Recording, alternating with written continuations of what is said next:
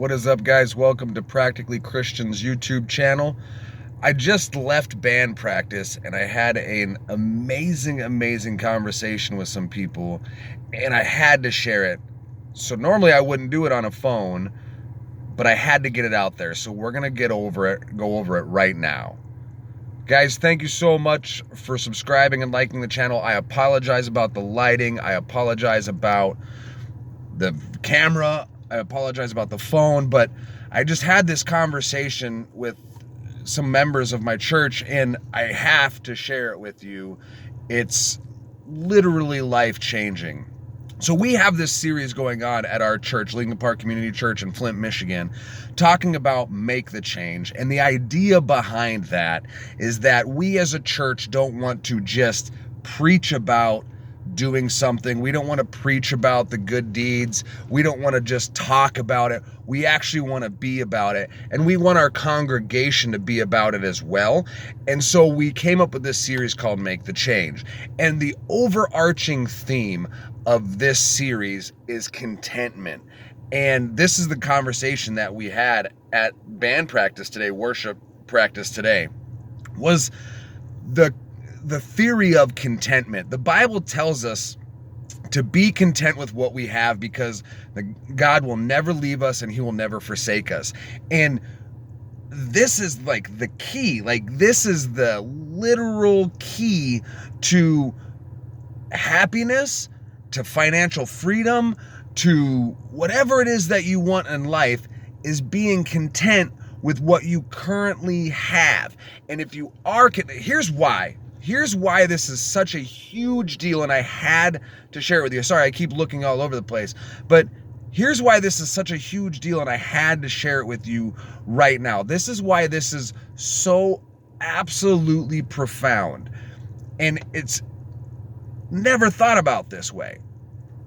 The reason the Bible tells us to be content, and the reason the secret works, is because until we are happy with ourselves in whatever level it is, we can't help other people. Until we are happy with our current state at whatever level it is, we cannot grow past that state.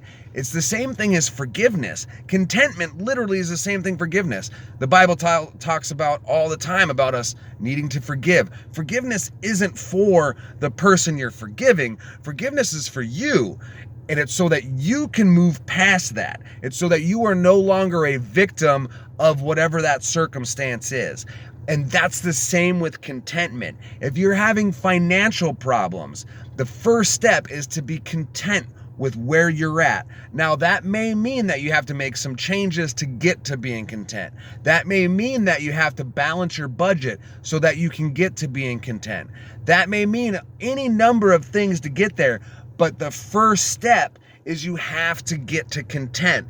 And if that means just cutting back some things, getting rid of some things, getting rid of some bills so that you can relieve some stress, so that you can become content, that's the first step. Once you become content with what you have currently, then you can start to grow financially, right? Same thing with relationships. So the same thing with your relationship with your spouse, your significant other, with your family.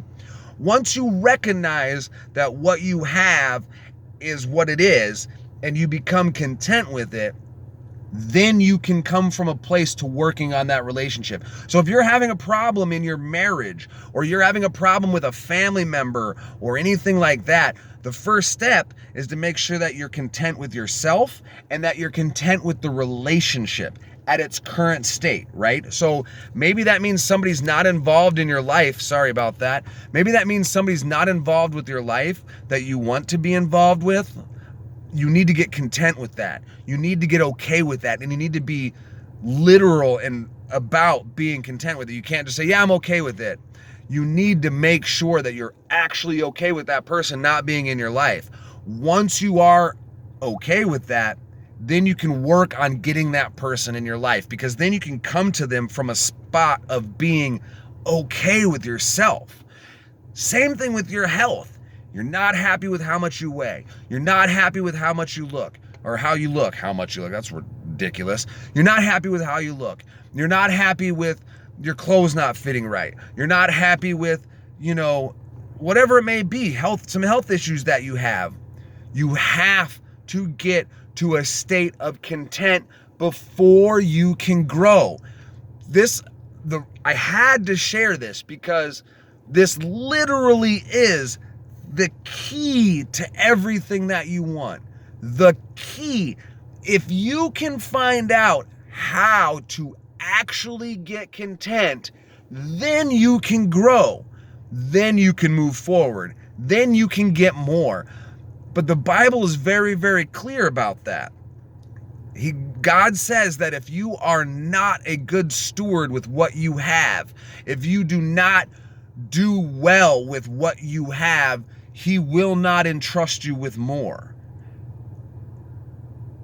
I don't know how much more profound that can be, right? The Bible tells you to be content because the Lord will never leave you. The Bible tells you that if you are content and you are a good steward with what you currently have, financially, emotionally, physically, your relationship, then He will give you more. But if you're not content, you can't grow. If you are not a good steward with what you have, He cannot give you more. Guys, that's your challenge this week. I cannot be more clear about this. That is your challenge. Whatever it is that you want to change, first get content with where you're at. Guys, I thank you so much. I know this video is over and most of you are going to click off of it, but before you click off this video, please subscribe to the channel, watch my other videos. I thank every one of you who have helped me so far. Again, I apologize about this video. I'll probably never do one like this again, but I had to get it out before I lost it. I wanted to give you guys the key to changing your life, and I wanted to do it now so that you can do something now. It starts today.